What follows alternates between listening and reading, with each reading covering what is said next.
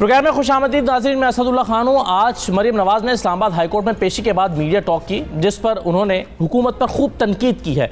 मरीम नवाज़ ने वज़ीर-ए-आज़म इमरान खान की जानिब से गैर मुल्की सहाफ़ी को इंटरव्यू में की गई बातों को तनकीद का निशाना बनाया और कहा कि ख़वातीन के लिबास से मुतल्लिक़ वज़ीर-ए-आज़म का बयान नामुनासिब था। उन्होंने कश्मीर के हवाले से और पाकिस्तान के एटमी असासों से मुतल्लिक़ बयान पर भी खूब तनकीद की, जबकि आखिर में मरीम नवाज़ ने यह भी कहा कि अगर कातिल हुक्मरानों से नवाज़ शरीफ की ज़िंदगी की ज़मानत मिल जाए तो मैं कल शाम की फ़्लाइट से उन्हें वतन वापस बुला लूँगी। दूसरी तरफ साबिक़ वज़ीर-ए-आज़म शाहिद खाकान अब्बासी ने कौमी असम्बली में खिताब करते हुए कहा कि हुकूमत का पेट्रोल पर टैक्स लगाकर 600 अरब रुपये इकट्ठे करने का प्रोग्राम है, जिसका मतलब यह है कि गरीब की कमर टूट जाएगी। उन्होंने कहा कि मुल्क चलाना है तो FBR को बंद करें। उन्होंने ये भी कहा कि हुकूमती आदाद-ओ-शुमार के मुताबिक इस बार रिकॉर्ड गंदम हुई है, मगर इसके बावजूद भी बाहर से गंदम मंगवाई जा रही है। हुकूमत बताए कि क्या बाहर से आने वाली गंदम से रोटी ज़्यादा अच्छी बनती है। जबकि असम्बली में ख्वाजा साद रफ़ीक ने इजहार ख्याल करते हुए कहा कि मुझे वज़ीर-ए-आज़म इमरान खान के खिलाफ बात करने से डर लगता है क्योंकि वो जेल भेज देते हैं। वज़ीर-ए-आज़म ने कहा कि अपोजिशन फ़ौज को उकसाती है, बताएं कि किसने किस अफसर से रब्ता किया, वगरना इल्ज़ामात की सियासत न की जाए। अपोजिशन अरकान के जवाब में वज़ीर-ए-आज़म के मुशीर बराए पार्लिमानी उमूर डॉक्टर बाबर अवान ने इजहार ख्याल करते हुए कहा है कि अपोजिशन की तरफ से सदारती निज़ाम और 18वीं तरमीम के शोशों की हुकूमत की तरफ से तरदीद करता हूँ। उन्होंने वाज़ेह किया कि कोई भी ऑल पार्टीज़ कॉन्फ्रेंस कानून साजी नहीं कर सकती। अपोजिशन पार्लियामेंट की बालादस्ती की बात करती है तो पार्लिमानी कमेटियों को बॉयकॉट करने की बजाय ऐवान में आएँ और यहाँ इंतखाबी इस्लाहात पर हुकूमत के साथ बैठ कर बात करें। दूसरी अहम चीज़ की तरफ मैं आपकी तवज्जो दिलाना चाहता हूँ, वो ये है कि परवेज़ इलाही भी अपोजिशन अरकान के साथ मुलाकातें करते नज़र आ रहे हैं। गुज़श्ता हफ्ते हमजा शहबाज से स्पीकर पंजाब असम्बली की मुलाकात हुई है, जबकि गुज़श्ता रोज़ आसिफ अली ज़रदारी से भी उनकी रिहाइशगाह पर मुलाकात की। हुकूमती इत्तेहादी होने के बावजूद अपोजिशन की जमातों से परवेज़ इलाही की मुलाकात से इस बात का अंदाज़ा मिलता है कि इलेक्शन 2023 की तैयारी की जा रही है, क्योंकि पीपल्स पार्टी आइंदा इलेक्शन में विफाक में खुद को मजबूत करने के लिए जनूबी पंजाब में फोकस कर रही है, जिसके लिए जहांगीर तरीन साहब का जो ग्रुप है उनका फैक्टर एक अहम किरदार अदा करेगा। पंजाब में कामयाबी हासिल करने के लिए काफ लीग किसी भी सियासी जमात का पलड़ा भारी करने में अहम किरदार अदा कर सकती है। ताहम यह आने वाला वक्त बताएगा कि काफ लीग नून लीग के साथ इत्तेहाद करती है या फिर पीपल्स पार्टी को अपना कांधा मुहैया करती है। इन तमाम चीज़ों पर आज हम गुफ्तगू करेंगे। मेरे साथ मौजूद हैं वज़ीर मुमलिकत ज़रताज गुल साहिबा, पाकिस्तान तहरीक इंसाफ के रहनुमा। बहुत शुक्रिया ज़रताज गुल साहिबा। सबसे पहला सवाल तो मेरा आपसे ये है कि पाकिस्तान पीपल्स पार्टी मुलाकातें कर रही है आपके इत्तेहादियों के साथ, या यूँ कह लीजिए कि आपके इत्तेहादी हैं और मिल रहे हैं जाके आसिफ ज़रदारी को, इस पर तहरीक इंसाफ को कोई तशवीश है? Thank you Asad. हमें बिल्कुल कोई तशवीश नहीं है। हमारे एलाइज होने का मतलब ये नहीं है कि किसी की अपनी पार्टी की आइडियोलॉजी चेंज होगी। जहाँ तक मैंने सुना है, एक तो ये कि हमारी पार्टी को इस बात का पता था, गवर्नमेंट इस बात को जानती थी, और दूसरी बात ये है कि मैंने जहाँ तक सुना है कि जब परवेज़ इलाही साहब बीमार थे तो पीपल्स पार्टी से भी लोग वहाँ पर उनकी इयादत के लिए गए थे, तो वो भी जाना चाहते थे, काफ लीग के लोग भी। तो एनी हाउ जरदारी साहब ने उनको ये फरमा दिया था कि आप सिंध ना आएँ, बल्कि आप इधर ही, जब हम लाहौर आएंगे तो आप हमसे मुलाकात करें। लेकिन मेरा ख्याल है कि किसी की सियासी लोगों की बैठक को मेरा ख्याल में कदगन की नज़र से या कॉन्स्पिरेसी थ्योरी की ऐनक से बिल्कुल नहीं देखना चाहिए। हर कोई अपने सियासी उसमें उठक बैठक में मुलाकातों में आज़ाद है, किसी के ऊपर कोई कदगन नहीं है। मेरा ख्याल में कॉन्स्पिरेसी थ्योरीज में इसलिए नहीं जाना चाहिए कि जो 2023 का इलेक्शन होगा वो बिल्कुल जो है वो मफरूज़ों पर मबनी नहीं होगा, वो इंशाल्लाह इलेक्ट्रॉनिक वोटिंग पर होगा, फ्री एंड फेयर इलेक्शन होगा। ये इलेक्ट्रॉनिक वोटिंग पर तो मैं आपसे बात करता हूँ, लेकिन ये बताइए कि जो खबरों, जो रिपोर्ट हुई हैं, जो सोर्सेज से चीज़ें रिपोर्ट हुई हैं और आज के अखबार में शाये भी हुई हैं, वो ये है कि अगले इंतखाबात के लिए कोई इंतखाबी इत्तेहाद बनाने की शायद बात हो रही है, जिसमें Awami national party, Pakistan peoples party और चौधरी परवेज़ इलाही साहब मिलकर इस फॉर्मूले पर कोई बात कर रहे हैं। सोर्सेज से ये चीज़ें रिपोर्ट हुई हैं। आपकी यानी पाकिस्तान तहरीक इंसाफ के इल्म में ये बात है, और क्या इस पर भी आपको कोई तशवीश नहीं है? अच्छा, मैंने असद सीधी बात है कि इलेक्शन का कोई फार्मूला होता नहीं है। इलेक्शन जो है अपने ज़ोर बाज़ों पे, अपने आइडियोलॉजी पे और अपने डेवलपमेंट के काम के ऊपर और प्रेजेंस के ऊपर। पाकिस्तान तहरीक इंसाफ की पहली हुकूमत है जिसमें हमारा फुटप्रिंट और प्रेजेंस बहुत ज़्यादा है अपने हल्कों में। खुद मैं डेरा गाजी खान से इलेक्शन लड़के आई हूँ। मेरे वर्कर हैरान होते हैं कि हुकूमत में होते हुए और मिनिस्टर होने के बावजूद जो है ये इतना सारा टाइम अपने हल्कों को देती है। और जारी बात है, मैं उस नॉर्म्स को, स्टेटस को छोड़ना, मैं उसको तोड़ना चाहती हूँ। और वो यही है कि इलेक्शन जीतने के बाद भी जो अवाम ने आपको इज्जत दी हो, आपने अपने हल्कों में रहना होता है। तो कॉन्स्पिरेसी थियरीज तो पाकिस्तान में बहुत ज़्यादा बनती हैं, लेकिन मैंने जो आपको कहा है कि हम जब 2023 का इलेक्शन लड़ने जाएंगे, हम इंसाफ सेहत कार्ड के ऊपर, जो पाकिस्तान में यूनिवर्सल हेल्थ कवरेज पहली दफ़ा PTI की हुकूमत दे रही है, वरना तो लोग डिसिप्लिन के गोले के लिए तड़पते थे। हम कामयाब जवान प्रोग्राम के तहत लड़ेंगे। हम बिलियन ट्री सुनामी पे कि किस तरह हमने इन्वायरमेंट को प्रोटेक्ट करने की कोशिश की, हम उस पर लड़ेंगे। हम एहसास प्रोग्राम पे लड़ेंगे जो 260 बिलियन हम बेवाओं की, खवातीन की, नादारों की हम किफालत करें। हम आवाम के पास जब जाएंगे तो हमारे पास, तो मैं समझती हूँ कि हम डैम्स के ऊपर जाएंगे कि जो पहली हुकूमत है जिसने 1963 के बाद पहली दफा ये बताइए सरदार साहब, ये बिल्कुल सही है, आपका फॉर्मूला ठीक है, लेकिन बिल्कुल सही है, लेकिन जब आप इलेक्शन लड़ने के लिए जाते हैं, जैसे कि आप पिछली मर्तबा भी गए थे, तो आपने पहले से अपने इलाज का तायुन किया था, खास तौर पर पाकिस्तान मुस्लिम लीग का, यानी मुस्लिम लीग काफ का, और आप उनके साथ मिलकर इलेक्शन लड़े थे और आपने वहां पर अपना कैंडिडेट खड़ा नहीं किया था। आपको उम्मीद है कि इस मर्तबा जो लोग जहांगीर तरीन साहब के साथ थे वो PTI के टिकट पर इलेक्शन लड़ रहे हैं, नंबर 1, और नंबर 2, क्या चौधरी परवेज इलाही साहब आप कॉन्फिडेंट हैं कि अगली मर्तबा भी आप ही के साथ इत्तेहाद बनाकर इलेक्शन लड़ रहे हैं? असद जो सियासत है ना, इसमें हर रोज़ डायनामिक्स चेंज हो जाती हैं। इंसान को अपनी पार्टी की आइडियोलॉजी का पता होना चाहिए। जारी बात है, काफ लीग क्या सोचती है या कोई पॉलिटिकल पार्टी क्या सोचती है, मैं उनके बिहाफ पे कोई स्टेटमेंट नहीं दे सकती हूँ। मुझे अपनी पार्टी की आइडियोलॉजी का पता, और मुझे अपनी पार्टी की आइडियोलॉजी का ये पता है कि सेंटर ऑफ जो वो हैं लीडरशिप हैं, जो आइडियोलॉजी है, जिन्होंने हम जैसे 100 के करीब जो है यंग लीडर्स क्रिएट किए, ब्रांड्स हैं हम प्राइम मिनिस्टर इमरान खान का, हमारे नाम से आप बल्ले का निशान हटा दे तो हम तो स्टेटस को से लड़ ही नहीं सकते। आखिरी सवाल इस ज़मीन में, फिर मैं आगे चलता हूं। कैबिनेट के मिनिस्टर्स बने हैं। मुझे ये बताइए, क्या तहरीक इंसाफ ने ये कैलकुलेट और एवेल्युएट किया है, क्या ये वैल्यूएट किया है पाकिस्तान तहरीक इंसाफ ने कि उनको अब इलेक्टेबल्स की जरूरत नहीं रही, सिर्फ बल्ले का निशान अगली हुकूमत बना सकता है? वो इलेक्टेबल्स जो जहांगीर तरीन साहब के साथ आए थे, जो 15 दिन पहले, 20 दिन पहले, 1 महीना पहले इलेक्शन आपकी पार्टी को जिन्होंने ज्वाइन किया था, उनकी जरूरत नहीं रही है पाकिस्तान तहरीक इंसाफ को। यह आपने कैलकुलेट और वैल्यूएट कर लिया है? देखिए, हमें तजर्बा है, अब हम हुकूमत में हैं। हमने KPK में भी जब पिछली दफ़ा हुकूमत बनाई तो हम एलाइस के सहारे चले थे। हमारी परफॉर्मेंस इतनी अच्छी थी कि हम क्लीन स्वीप करके 2/3 मेजॉरिटी के साथ आए। अभी भी हमने बहुत बेटर परफॉर्म किया है। हम जब 2023 के इलेक्शन में जाएंगे, मैंने आपको पहले कहा है कि हमारा टिकट, हमारा vote prime minister Imran Khan का है। और अगर हमारे एलाइज और दुनिया में जो एकेडमिया है वो इंटरनेशनल इंटरेस्ट में और रीजन के इंटरेस्ट में और पाकिस्तान के इंटरेस्ट में वो कंपैरिजन जब करते तो उनको पता है कि पाकिस्तान में प्राइम मिनिस्टर इमरान खान के पाए का कोई लीडर नहीं है, उसके जैसा सच्चा बहादुर लीडर नहीं है, और जिसका सिर्फ इंटरेस्ट है और वो पाकिस्तान है, जो कह सकता है कि एब्सोल्युटली नॉट, मैं सिर्फ पाकिस्तान के लिए ही सोचूंगा, मैं अपने हवाई अड्डे किसी को गिरवे रखने नहीं दूंगा, मैं किसी को उजरती कातिल हम नहीं बनेंगे, हम पाकिस्तान के मफाद अपने फॉरेन पॉलिसी बनाएंगे और हम पाकिस्तान के अवाम के लिए करेंगे। तो मैं समझती हूँ कि जो बड़े एक जो फ्लक्चुएटिंग वोट होता है, जो बड़ा सीरियस होता है, जो चीजों के ऊपर नजर रखता है, उनको ये बात नजर आ रही है कि जब 2023 भी आएगा तो वो ये वाहिद क्लीन हुकूमत होगी जिसके ऊपर करप्शन के कोई चार्जेस नहीं होंगे, आपने करप्शन की बात कर दी, आपने करप्शन की बात की, लेकिन करप्शन फ्री करने का वादा भी आपने किया था। मेरा सवाल यह है कि आपने जैसे अभी खुद ही जिक्र किया कि अगले इलेक्शन में आप बिलियन ट्री सुनामी को लेकर जा रही हैं, आप डैम्स को लेकर जा रहे हैं, आप अपनी परफॉर्मेंस को, इकोनॉमिक परफॉर्मेंस को लेकर जाएंगे, लेकिन वो वादा जो आपने किया था कि हम एहतसाब करेंगे लोगों का और चोरों से पैसे निकलवाएंगे, क्या आपको लगता है 3 साल के बाद क्या आप उस वादे को पूरा कर पा रहे हैं? मेरा सवाल ये इस ज़मीन में है क्योंकि आज ख्वाजा आसिफ साहब की भी जमानत हो गई है, जो मुस्लिम लीग नून के एक आखिरी लीडर बचे थे जो अभी तक अंदर थे, उनकी भी जमानत हो गई है। ख्वाजा आसिफ साहब का केस अगर देखें तो 2018 से इंक्वायरी हो रही है, तफ्तीश हो रही है, और ख्वाजा आसिफ साहब पर 6 महीने से कैद हैं और उन पर 6 महीने में भी रेफरेंस फाइल नहीं हो सका और आज वो रिहा हो गए हैं। तो आप अपनी एहतसाब की परफॉर्मेंस को कैसे देखते हैं? देखिए असद, अगर आपने रिट्रीव मनी देखनी है जो हम लोगों ने जिन लोगों के ऊपर करप्शन के केसेस थे, अगर आप देखें तो उसमें अब जो है हमारे इस तरह के इदारे हैं जो वापस उनसे पैसे लेते हैं, जिन्होंने करप्शन करके पाकिस्तान के पैसे को लूटा होता है, स्पेशली पब्लिक अकाउंट होल्डर का।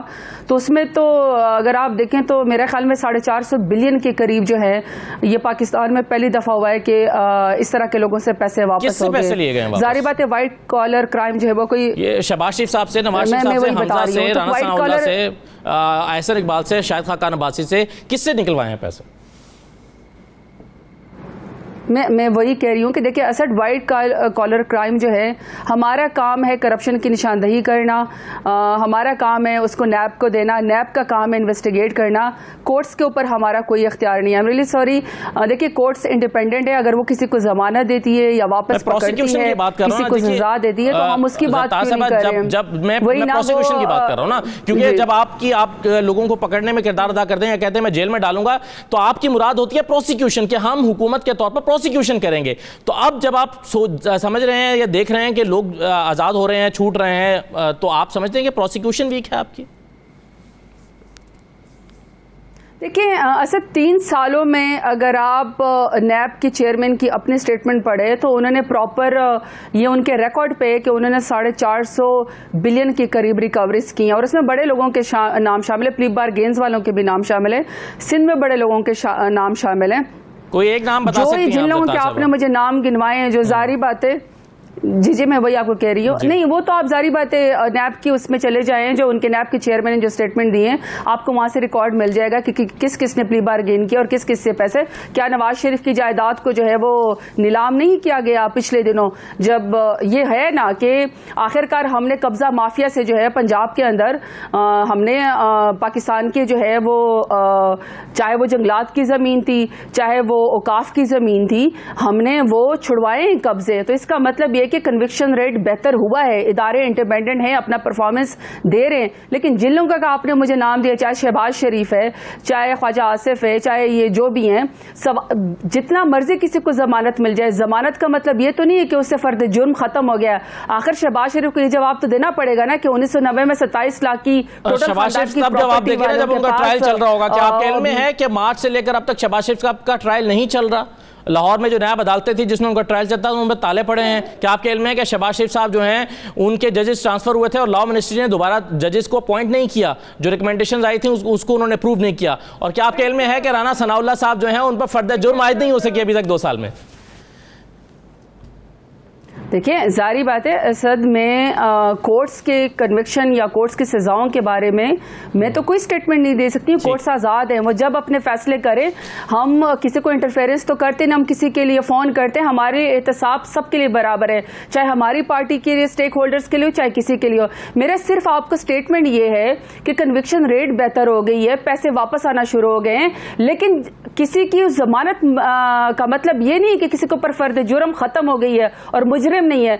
शहबाज शरीफ को ये जवाब देना पड़ेगा कि 27 लाख की टोटल प्रॉपर्टी 1990 में, 2018 में वो अरबों डॉलर के मालिक कैसे बन गए, 7 अरब की प्रॉपर्टी कैसे निकल आई, मनी ट्रेल क्यों नहीं है? नवाज शरीफ को भी यही जवाब देना पड़ेगा कि जब वो इलाज करवाने गए हैं, स्कॉन्डर इश्तहारी है कोर्ट में, वो वापस क्यों नहीं आते? इसी तरीके से अगर ख्वाजा आसिफ है, इसी तरीके से ख्वाजा आसिफ को हिसाब तो देना पड़ेगा ना कि अगर वो पाकिस्तान में फेडरल मिनिस्टर थे तो वो दुबई में कहीं पर इकामा होल्डर होकर चपरासी की नौकरी कैसे कर रहे थे? ये तो उनको जवाब देना पड़ेगा। मरियम नवाज जितना मर्जी कोर्ट के ऊपर पथराव कर ले, उनको ये जवाब तो सिर्फ एक आखिरी बात है सर, उनको ये जवाब तो देना पड़ेगा ना कि मरियम नवाज के पास लाहौर के अंदर 4 मौजाजात के ऊपर किस तरीके से उनके पास जो है वो इतनी महंगी जमीन जो है वो जरा उसके पास आ गई है। जवाब पूछो तो कहते हैं कि जी आपको पता है कि वो इदारे जो पंजाब गवर्नमेंट के अंडर हैं, आपकी हुकूमत के मातहत हैं, उन्होंने अभी तक जाती उम्रा का जवाब जमा नहीं करवाया जो सिविल कोर्ट में फाइल होना था। आपके अपने इदारे जवाब जमा नहीं करा रहे, काम नहीं कर रहे, तो बाकियों को तो छोड़े ना। मरियम नवाज ने क्या जवाब देना है? जो जवाब अदालत ने मांगा हुआ है वो जवाब वहां पर अदालत में जो है वो आपके इदारों की तरफ से जमा नहीं करवाया जा रहा है। एनीवे, मुझे ये बताइए, आखिरी सवाल मेरा आपसे ये है कि आपके जो मुखालिफ थे नवाज शरीफ साहब, उनके ज़माने में जो मोटरवेज़ और जो अहम पार्क्स और इदारे गिरवी रखे जाते थे और जो आपके गिरवी रखे गए हैं आपकी हुकूमत में, इन दोनों में क्या फ़र्क है? देखिए, सबसे पहली बात तो ये आपको ये बात याद रखनी चाहिए कि जो गिरवी रखवाने का जो जितना भी ठेका था या जितना हवा अड्डों को और कौमी इदारों को और मोटरवेज को गिरवी रख के जो है वो तो नवाज शरीफ ने उसकी इब्तदा की। हमने सकूक बॉन्ड जारी किया और सकूक बॉन्ड में और गिरवी रखवाने में बड़ा फ़र्क है। सकूक बॉन्ड इस्लामिक फाइनेंसिंग का एक तरीका है जिसमें गिरवी कोई चीज़ नहीं रखी जाती और ना ही कोई असासे बेचे जाते हैं। असासे जो वो एक कंपनी बनती है वो पब्लिक के हो जाते हैं, वो फ़ायदा वो उठाते हैं। 3 से 5 साल तक इसके प्रॉपर जो है एक इजरा होता है, वापसी फिर वो दोबारा स्टेट की हो जाते हैं। लेकिन जो इंटरनेशनल जो इदारे जो गिरवी रखवाए गए हैं 2005 से 2017 तक 3600 मिलियन डॉलर के और इंटरनेशनल सकूक बॉन्ड जारी में, उसका तो फिर नवाज शरीफ को और शहबाज शरीफ को और पीपल्स पार्टी को तो उसका जवाब देना पड़ेगा। दूसरा जो 2008 से लेकर 2018 तक इन्होंने जो टोटल पीपल्स पार्टी और पीएमएलएन ने डोमेस्टिक जो सकूक बॉन्ड जारी किए उसमें 15 खरब यानी 15 ट्रिलियन 96 अरब 33 करोड़ ज्यादा किए ना, आपने कम किए जो है इन्होंने असासे जो है वो गिरवे रखवाए हैं। नहीं, हमने देखिए, मैं आपको सच क्या कह रही हूँ, हमने इसमें कोई चीज़ गिरवी नहीं है। ये सकूक बॉन्ड है, ये इस्लामिक लॉ के मुताबिक है, इसके ऊपर कोई सूद नहीं है और इसमें कोई चीज़ गिरवी नहीं है, इसमें कोई चीज़ बेची नहीं जा रही है और इसका टाइम फ्रेम भी मुकर्रर है। या तो फिर आप ये कहें ना असद के हम धड़ाधड़ कर्जे ले लें, हम तो धड़ाधड़ कर्जे नहीं लेते हैं। या फिर आप कहें कि पाकिस्तान की इकोनॉमी को बेहतर करने के लिए मिसाकदार की तरह स्टेट बैंक को नोट छापने की मशीन बना दे, वो तो हम करते नहीं है। या फिर आप ये करें कि हम टैक्स जो है वो गरीब आवाम के ऊपर डाल दें, ये हम करते नहीं है। तो हमारी ग्रोथ रेट की इकोनॉमी, चाहे सकूक बॉन्ड भी हम करें, चाहे हम ग्रीन बॉन्ड वापडा का उसका इजरा करें, जाते जाते ये बता दें ज़रदार गुल साहबा कि क्या आप नवाज शरीफ की जिंदगी की जमानत देंगी ताकि वो कल ही वापस आ जाएं? देखिए, अल्लाह जमानत दे सकता है, लेकिन मुझे पता है उसकी नालायक निकम्मी बेटी ने आज ये स्टेटमेंट दी है, जो सारा दिन जो है वो करप्ट वालिद का जो है वो उसको डिफेंड करती रहती है। ये इंतहाई शर्म की बात है कि दूसरों को कोर्ट्स के ताने मारने वाले कभी ये नहीं कहते कि जो कोर्ट उसको इश्तहारी और मुजरिम करार दे के गई है, प्रेस कॉन्फ्रेंस करने से तो बेहतर है कि उसकी बेटी मोहतरमा नवाज शरीफ की पहली फ्लाइट करवा के पाकिस्तान लेकर आएं और कोर्ट्स को इज्जत दें और बताएं कि आप 1 साल से जो बीमार हैं, आप गवाल मंडी में जाके जो है वो गुल्ली डंडा खेलने वाले किस तरीके से वहां जाके रॉयल्स की गेम्स जाके देखते हैं, किस तरीके से वो जो है अपने पाकिस्तान के पैसों पे मनी लॉन्ड्रिंग करके और ज़रदार गुल साहबा, बहुत बहुत शुक्रिया ज़रदार गुल साहबा प्रोग्राम में शिरकत करने के लिए। एक ब्रेक लेते हैं नाज़रीन, ब्रेक के बाद वापस आते हैं तो देखते हैं कि अफगानिस्तान में क्या सूरत डेवलप हो रही है, कितने अज़ला पर तालिबान का कब्जा हो गया है, इससे कौन परेशान है, अफगानिस्तान की हुकूमत क्या कर रही है, पाकिस्तान इसको किस तरह से देख रहा है, अमेरिका की तशवीश क्या है।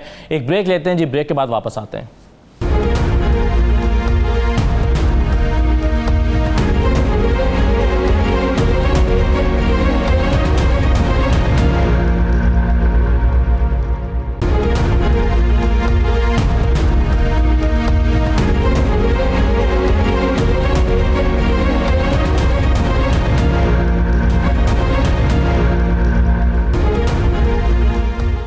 ब्रेक के बाद दोबारा खुशामदीद। हमसाया मुल्क अफगानिस्तान का एक अहम ज़िला लोगर का गांव सुरखाब काबुल से तकरीबन 30 किलोमीटर दूर है। सुरखाब के इलाके में चंद दिन कबल अफगान तालिबान ने अमारात इस्लामिया अफगानिस्तान का परचम बुलंद कर दिया है। हैरान कुन बात यह है कि अफगानिस्तान के सदर अशरफ गनी का आबाई घर इसी गाँव सुरखाब में वाक़ है, जो कि अब तालिबान के कब्ज़े में है। CNN के मुताबिक इस वक्त अफगानिस्तान के 350 के करीब अजला तालिबान के कब्ज़े में चले गए हैं, जबकि गुज़श्ता रोज़ अफगान तालिबान ने शेर खान पोर्ट पर भी अपना परचम लहरा दिया, जो कि अफगानिस्तान से ताजिकिस्तान का गेटवे है। अफगान तालिबान एक एक करके अफगानिस्तान के सभी अजला पर कब्जा जमाते चले जा रहे हैं और यह सब कुछ बगैर किसी लड़ाई या जंग के बड़े पुरअमन तरीके से हो रहा है। कई तज्जियाती रिपोर्ट्स में यह दावा किया जा रहा है कि तालिबान काबुल के गिरदोनवा तक पहुंच चुके हैं और अमेरिका के साथ अमन मुआहिदे की वजह से काबुल पर अपना झंडा नहीं लहराना चाह रहे और कयास यही किया जा रहा है कि 11 सितंबर को अमेरिका के इनखला के अगले रोज़ 12 सितंबर को काबुल पर भी परचम लहरा दिया जाएगा। ताहम ये आने वाला वक्त बताएगा कि काबुल का मुस्तकबिल क्या है, क्योंकि काबुल एयरपोर्ट की सिक्योरिटी ब्रदर मुल्क तुर्की के पास है, जिसने पाकिस्तान से मदद तलब कर रखी है। जबकि दूसरी तरफ अमरीकी इनखला को देखा जाए तो अमरीका के लिए अफगानिस्तान पर कंट्रोल रखने के लिए करीब तरीन मकाम पर फौजी अड्डे हासिल करना किसी मुहिम जोई से कम नहीं है।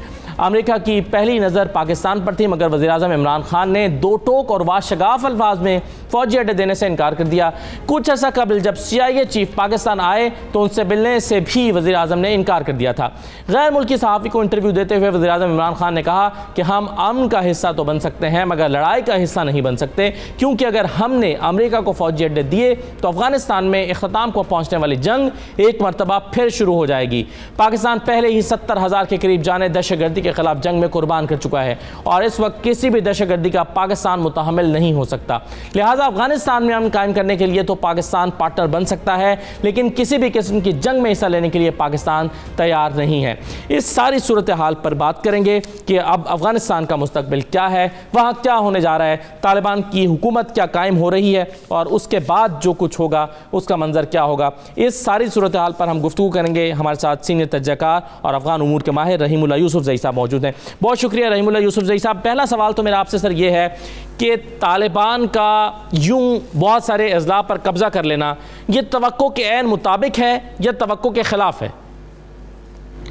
मेरे ख्याल में ये तवक्को नहीं थी कि वो 1 मई से लेकर अब तक 60 अजला के ऊपर कब्ज़ा कर लेंगे। ये बिल्कुल गैर मुतवक्को है। ये तो मालूम था कि देही इलाकों में जो हैं वहाँ तालिबान का कंट्रोल है। खुद अमरीकी कहते थे कि 50% रकबे के ऊपर तालिबान का कब्ज़ा है, लेकिन ये तो बहुत बड़ी तब्दीली आ रही है और ये ख़ास तौर पर शुमाली अफ़गानिस्तान में जहाँ पे ट्रेडिशनली तालिबान का इतना असर नहीं रहा, वहाँ पे गैर पश्तून आबादी की अक्सरियत है और तालिबान अक्सर पहले पश्तून थे। अभी लग ये रहा है कि ये ताजिक भी काफ़ी तालिबान की तहरीक में आ गए हैं, उज़्बेक भी आ गए हैं और तुर्कमन भी आ गए हैं। हत्ता कि हज़ारा जो हैं उनके भी कुछ कमांडर तालिबान के साथ मिल गए हैं। तो ये मेरे ख्याल में अफ़गानिस्तान में लग ये रहा है कि अफ़गान फ़ौज ने हौसला हार दिया है, वो हथियार डाल रहे हैं। जो मकामी कबायली अमायदीन हैं उनके ज़रिए बातचीत होती है और फिर तालिबान ये फ़ौजियों से और मिलिशिया से हथियार डलवाते हैं, उनको ज़िंदगी की ज़मानत देते हैं, उनको एक जोड़ा कपड़े और किराए के लिए पैसे देकर रुखसत करते हैं। तो मेरे ख्याल में इसकी वजह से बाकी जो फ़ौजी हैं बाकी अजला में वो भी हथियार डाल रहे हैं, क्योंकि पहले उनको तवक्को नहीं थी कि तालिबान उनको माफ़ कर देंगे। तो रहीमुल्लाह साहब, क्या ये खुद अमेरिका के लिए भी गैर मुतवक्किल सूरत हाल है? हाँ, मेरे ख्याल में अमेरिका ने तो बार बार दावा किया था कि अफ़गान फ़ौज जो है वो अपने आप को संभाल लेगी, हुकूमत को बचाएगी। वो तो काफ़ी पुरुमीद थे और उन्होंने जो तरबियत की थी अफ़गान फ़ौज की 80 अरब डॉलर लगाकर, तो उनका ख्याल ये था कि ये फ़ौज काफ़ी मजबूत है, लेकिन ऐसा नहीं है। मेरे ख्याल में उनकी तवक्कुआत के बरक्स अफ़गान फ़ौज तो बहुत ही कमज़ोर दिखाई दे रही है। अच्छा रहीमुल्लाह साहब, ये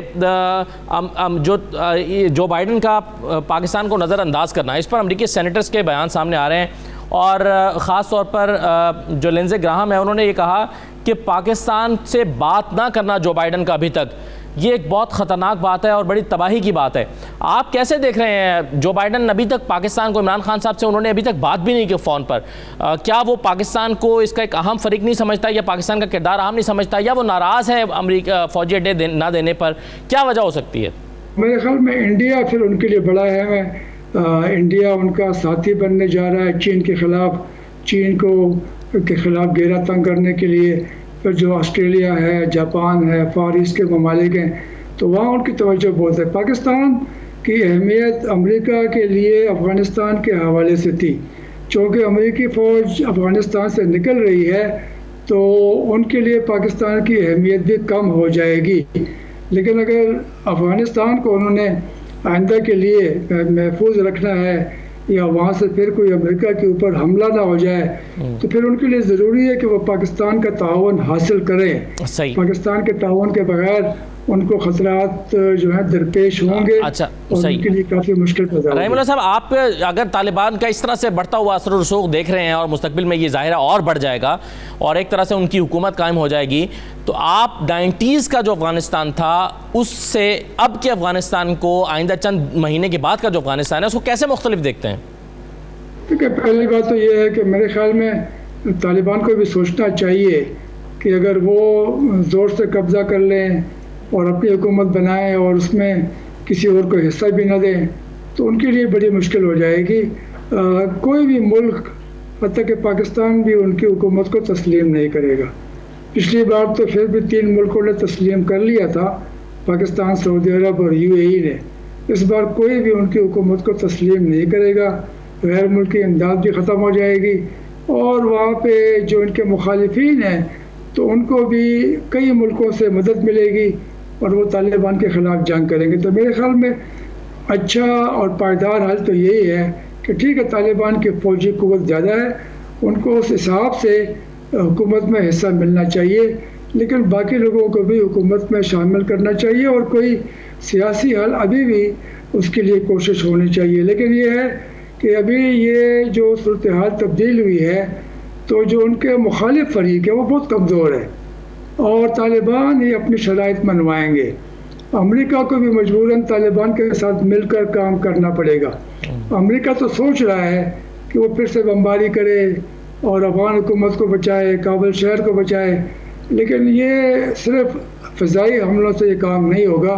फिर अमेरिका को अपनी फ़ौज भी रखनी पड़ेगी अफ़गानिस्तान में, जो काफ़ी एक मुश्किल फैसला होगा।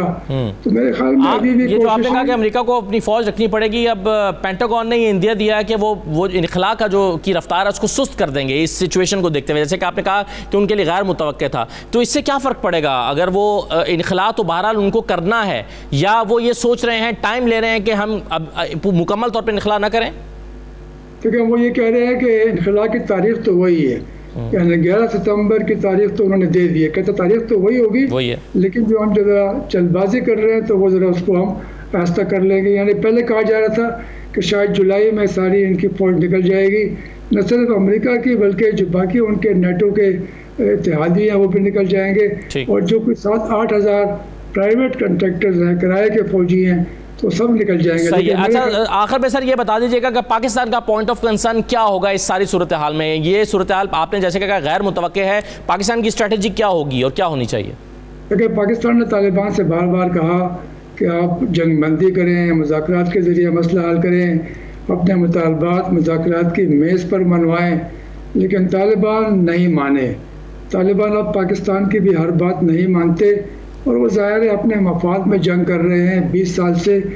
तो मुझे लग ये रहा है कि पाकिस्तान तो कोशिश करता रहेगा एक सियासी हल मुज़ाकरात के ज़रिए, लेकिन ये सियासी मुज़ाकरात जो हैं वो पस मंज़र में चले गए हैं और जो फ़ौजी सूरत हाल है वो हावी है, और लग ये रहा है कि पाकिस्तान की कोशिश के बावजूद हालात को ज़्यादा अभी तब्दील नहीं होंगे और वहाँ पे जंग में इजाफा होगा। बहुत शुक्रिया रहीमुल्लाह यूसुफजई साहब, बहुत शुक्रिया, आपने अफगानिस्तान की सूरत हाल पर बहुत तफसील से रोशनी डाली है। एक छोटा सा ब्रेक लेंगे प्रोग्राम में, ब्रेक के बाद वापस आते हैं तो इंतखाबी इस्लाहात के बहुत ही अहम पहलुओं पर गुफ्तगू करेंगे। आप हमारे साथ रहिए।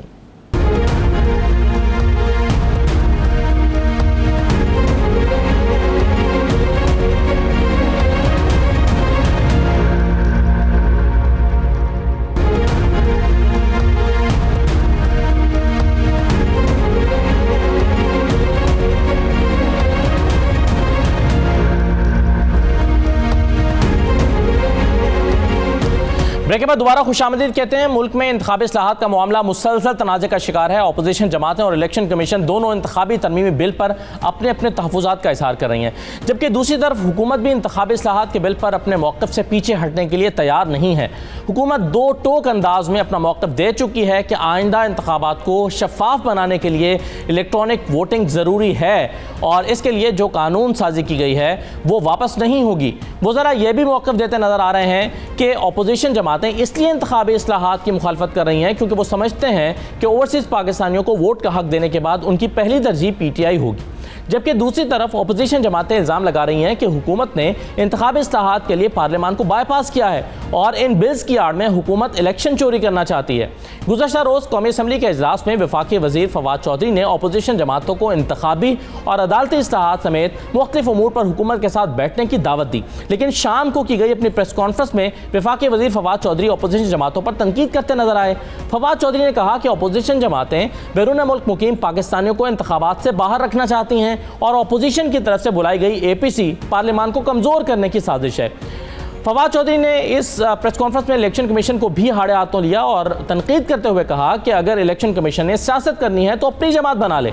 फवाद चौधरी ने इंतखाबी इस्लाहात के मामले में अपोजिशन जमातों और इलेक्शन कमीशन के बारे में क्या कहा, आइए आपको सुनवा देते हैं। मुझे नहीं समझ कि क्यों पीपल्स पार्टी और नून लीग जो हैं वो ओवरसीज पाकिस्तानी से इतने खौफजदा हैं। उनको ये लग रहा है कि ये ओवरसीज पाकिस्तानी सारे का सारा जो है वो इमरान खान का वोटर है और सारा झगड़ा जो इलेक्टोरल रिफॉर्म्स का है वो सिर्फ इसलिए रुका हुआ है कि वो ओवरसीज पाकिस्तानी को वोट का हक जो है बाहर वो नहीं देना चाहते। इलेक्शन कमीशन का काम है कि जो भी पार्लियामान कानून मंजूर करेगी उसके ऊपर वो अमल दरामद करेंगे। अगर किसी को लगता है कि उसे सियासत करनी है, उनको भी चाहिए अपनी सियासी जमात बनाएं और इलेक्शन लड़ें। अब एक तरफ जहां इंतखाबी इस्लाहात के मामले में अपोजिशन जमातों को तहफ़्फ़ुज़ात हैं, वहीं चंद रोज़ पहले इलेक्शन कमीशन ने भी ख़त के जरिए हुकूमत को तहफ़्फ़ुज़ात से आगाह किया। सेक्रेटरी इलेक्शन कमीशन ने पार्लिमानी उमूर और कानून और इंसाफ की वजारतों को भेजे गए मरासलों में 72 मुजवज़ा तरामीम में से 45 के खिलाफ एतराज़ उठाए हैं। इलेक्शन कमीशन के मुताबिक आबादी के बजाय वोटर्स पर हल्का बंदियों की तजवीज़ आइन से मुतसादिम है, जबकि सेनेट इलेक्शन की सीक्रेट के बजाय ओपन बैलेटिंग आइन और सुप्रीम कोर्ट की राय के खिलाफ है, जबकि अपोजिशन जमातें भी मुसलसल अपने तहफ़्फ़ुज़ात का इजहार कर रही हैं। अब सवाल यह है कि आखिर क्यों हुकूमत इलेक्शन कमीशन के तहफ़्फ़ुज़ात दूर करने के लिए तैयार नहीं है। हमारी सियासी जमातें ये क्यों नहीं समझती कि उनका इंतखाबी इस्लाहात पर इकट्ठे ना होना सियासत और जमहूरियत दोनों के लिए नुकसानदेह हो सकता है। अगर इंतखाबी इस्लाहात के हवाले से कोई संजीदा पेशरफ्त न की गई तो आने वाले इंतखाबात में गैर जानिबदारी और शफाफियत कैसे यकीनी बनाई जाएगी। इस सारी सूरत हाल पर हम गुफ्तगू करेंगे। हमारे साथ अहमद बिलाल महबूब साहब मौजूद हैं, सरबराह हैं पिलडाट के। बहुत शुक्रिया अहमद बिलाल महबूब साहब। सबसे पहला सवाल तो सर मेरा आपसे ये है कि इलेक्शन कमीशन की तनकीद जायज़ है या नहीं है? इलेक्शन कमीशन की तनकीद बहुत हद तक जायज़ है, क्योंकि इलेक्शन कमीशन इन इंतखाबात में और इस सियासत में कोई फ़रीक नहीं है। आप जानते हैं कि इलेक्शन कमीशन के अरकान का तकर्रर भी हिज़्ब इख्तिलाफ और मौजूदा हिज़्ब इक़्तिदार की मर्ज़ी और इत्तफ़ाक़ की राय से हुआ था। तो इसलिए ऐसा नहीं है कि वो किसी एक पार्टी की तर्जुमानी कर रहे हैं, वो एक कानूनी और दस्तूरी मसला आपके सामने पेश कर रहे हैं। और ये मसला पेश ना आता अगर उनके साथ कोई बामानी किस्म की कंसल्टेशन कर ली जाती।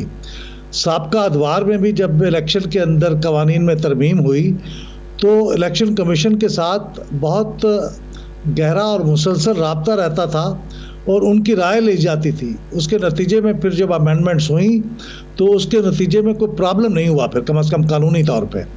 तो मेरे ख्याल में इस दफ़ा कंसल्टेशन का प्रोसेस ज़रा कमज़ोर रहा, हिज़्ब इख्तिलाफ से भी और इलेक्शन कमीशन से। लेकिन अहमद साहब ये जो फवाद चौधरी साहब की दलील है कि कानून साजी करना जो है वो पार्लियामान का काम है, इदारों का काम उस पर अमल दरामद करना है कानून के मुताबिक। कानून सही है या गलत है ये फैसला करना उनका काम नहीं है। आपको इस दलील में वजन नज़र आता है? इस दलील में एक हद तक तो वजन है कि कानून साजी पार्लियामेंट का काम है, ये दुरुस्त है। और बाकी तमाम लोग उस जब कानून बन जाए तो उस पर अमल दरामद करेंगे। लेकिन अभी तो सूरत यह है कि ये कानून बना ही नहीं है, ये तो अभी सिर्फ कौमी असम्बली से पास हुआ है, सेनेट सामने है, सेनेट की कमेटी से पास होगा तो फिर सेनेट में आएगा और फिर जब पास होगा तो सदर ममलकत उस पर साइन करेंगे। अहमद बिलाल साहब, अगर फ़र्ज़ कीजिए कि हुकूमत पुलिस के हवाले से कोई कानून बनाती है और वो कानून मान लीजिए कि आइन से मुतसादिम होता भी है, तो क्या आईजी साहिबान इनकार कर सकते हैं उसको नाफिज करने पर कि हम आपके इस कानून को नहीं मानते क्योंकि ये आइन से मुतसादिम है? देखिए, कोई इस वक्त इनकार तो नहीं कर रहा कि हम इस पर अमल दरामद नहीं करेंगे। वो तो ये बता रहे हैं कि इसमें मुश्किलात क्या हैं और अभी कानून बना भी नहीं है। अभी तो कानून साजी का मरहला है ना, अभी तो आधा कानून का मरहला तय हुआ है, आधा बाकी है। तो इस मौके पे उनकी तरफ से क्योंकि उनके साथ कंसल्टेशन नहीं की गई तो मेरे ख्याल में बहुत अच्छी बात है। ये हुकूमत के भी हक में है कि अगर कोई उसके अंदर कोई नक्स रह गया है तो वो उसे अब ठीक कर लें, बजाय इसके कि बाद में ये फिर कोर्ट्स में जाए और कोर्ट्स इस मामले को नल एंड वाइड करार दें अगर ये वाकई आइन से मुतसादिम निकले। तो मेरे ख्याल इस मौके पे कंसल्टेशन में कोई हर्ज नहीं, क्योंकि कानून साजी का अभी मरहला मुकम्मल नहीं हुआ। बिलाल महबूब साहब, ये बताइए कि ये जो ओवरसीज़ पाकिस्तानी को वोट का हक दिलाने की पाकिस्तान तहरीक इंसाफ की बड़ी एक ख्वाहिश है, ये इस पर पीपल्स पार्टी और मुस्लिम लीग नून जो है इस पर आमादा होते हुए दिखाई नहीं देते। आप इसमें क्या सुकुम देखते हैं, अपोजिशन के तहफ़्फ़ुज़ात को किस नज़र से देखते हैं? क्योंकि इस पर एक पॉलिटिकल इशू गवर्नमेंट ये तहरीक इंसाफ ये समझती है कि उनको खौफ ये है कि हमारी सपोर्ट चूँकि फ़ॉरेन में ज़्यादा है तो ओवरसीज़ पाकिस्तानी हमें वोट देंगे और इससे एक मेजर डिफरेंस पैदा हो जाएगा, इसी वजह से ये इसको सपोर्ट नहीं कर रहे। आप कैसे देख रहे हैं इसको? देखिए, पहली बात तो यह है मुख्तसरन के ओवरसीज़ पाकिस्तानी को तो हक हासिल है पहले ही वोट देने का, लेकिन वो अब जो चाह रहे हैं वो ये चाहते हैं कि ये उन्हें सहूलत बाहर बैठे ही इस्तेमाल करने की दी जाए जी। पाकिस्तान में भी ये सहूलत आपको मालूम है कि कोई शख्स अगर रहीम यार खान का है और वो गिलगित में बैठा हुआ है तो उसे वोट देने के लिए वापस रहीम यार खान जाना होगा जी। वो गिलगित में बैठ के नहीं इस्तेमाल कर सकता। तो ये सहूलत है, हक की बात नहीं है। दूसरी बात यह है कि मसला ये है, ये बात सही है, बाज़ाहिर ऐसे लगता है कि ओवरसीज़ पाकिस्तानीज़ में तहरीक इंसाफ ज़्यादा मकबूल है, ये बात भी सही है, लेकिन असल मसला ये नहीं है। मसला ये है कि ओवरसीज़ पाकिस्तानीज़ अपना वोट की जो सहूलत है बाहर बैठे वो कैसे इस्तेमाल करेंगे। ये बात जो कानून साजी हुई है उसमें भी ये दर्ज नहीं है, उसमें सिर्फ ये इलेक्शन कमीशन को कहा गया है कि ये बात अब अगले जनरल इलेक्शन में ओवरसीज़ पाकिस्तानीज़ को वोट देने का इंतज़ाम किया जाए। ई वोटिंग का शायद कोई प्लान कर रहे हैं, ई वोटिंग। हाँ, अब वो पहले आपको मालूम है कि जो चीफ जस्टिस थे सुप्रीम कोर्ट के साकिब निसार साहब, उनके ज़माने में एक टास्क फोर्स उन्होंने बनाई थी, एक्सपर्ट्स के ऊपर मुश्तमिल थी। उन्होंने इसका जायज़ा लिया था और ये आई वोटिंग का जायज़ा ले के बाद उन्होंने ये रिपोर्ट में ये इस कंक्लूजन पे पहुंचे थे कि ये मुमकिन नहीं है क्योंकि उसमें सेफ नहीं है, सिक्योर नहीं है, उसमें मदाखलत हो सकती है, उसमें कोई शख्स इसके अंदर मदाखलत करके हैकिंग कर सकता है और उसके ज़रिए ये भी हो सकता है कि पता ही ना चले कि वो जो साहब हैं वो अपनी मर्ज़ी से वोट दे रहे हैं या कोई आदमी वहाँ उन्हें मजबूर कर रहा है। तो अभी हुकूमत ने एक कंसल्टेंट को हायर किया था मिनिस्ट्री ऑफ इंफॉर्मेशन टेक्नोलॉजी के ज़रिए से, वो एक स्पेनिश कंसल्टिंग फर्म थी, उन्होंने इसका ऑडिट किया है इसी रिपोर्ट का और वो भी इस नतीजे पर पहुंचे हैं कि ये रिपोर्ट दुरुस्त है और वाकई ये आई वोटिंग का निज़ाम जो है ये सिक्योर नहीं है। ठीक है, तो मेरे ख्याल में इस पर मजीद काम होने की ज़रूरत है। राइट सर, आखिर में सर ये बता दीजिए कि जैसा कि आपने कहा कि अभी कानून बना नहीं है क्योंकि सेनेट में गया नहीं है और बाकी इसके के जो मरहले हैं वो रहते हैं, लेकिन कौमी असम्बली की हद तक जो अभी तक हुआ है उसमें हुकूमत का ये नुक्ता नज़र कि जो हो गया वो कानून के मुताबिक हुआ है, उसको रिपीट नहीं किया जा सकता, हम उसको रिपीट नहीं करेंगे। आपके ख्याल में जो हो गया सो हो गया या नजरसानी हो सकती है, दोबारा पार्लियामान में जा सकता है अपोजिशन को साथ मिलाकर? नहीं, मेरे ख्याल में देखिए वो इत्तफाक राय से होता बहुत अच्छा था, बहस होती बहुत अच्छा था, लेकिन ये नहीं कहा जा सकता कि वो खिलाफ कानून हुआ है, वो ज़ाब्ते के मुताबिक हुआ है और मेरे ख्याल में उसको वापस देने की गुंजाइश भी नहीं है, ज़रूरत भी नहीं है। अब ये आप सेनेट में हैं, अब सेनेट के अंदर आप उसके अंदर अगर तरामीम करने पर तैयार हो जाएं तो वो मसला हल हो जाएगा, फिर वो वापस कौमी असम्बली में आएगा और कौमी असम्बली फिर उनको अप्रूव कर देगी तो ये कानून बन जाएगा। तो मेरे ख्याल में ये चूँकि अगर सेनेट का मरहला भी बाकी है तो कौमी असम्बली के मरहले को अनडू करने की ज़रूरत नहीं है। बहुत शुक्रिया अहमद बिलाल महबूब साहब, बहुत शुक्रिया इस हवाले से अपनी राय देने के लिए। ये नाज़रीन आज का प्रोग्राम था, इजाज़त दीजिए, अल्लाह हाफ़िज़।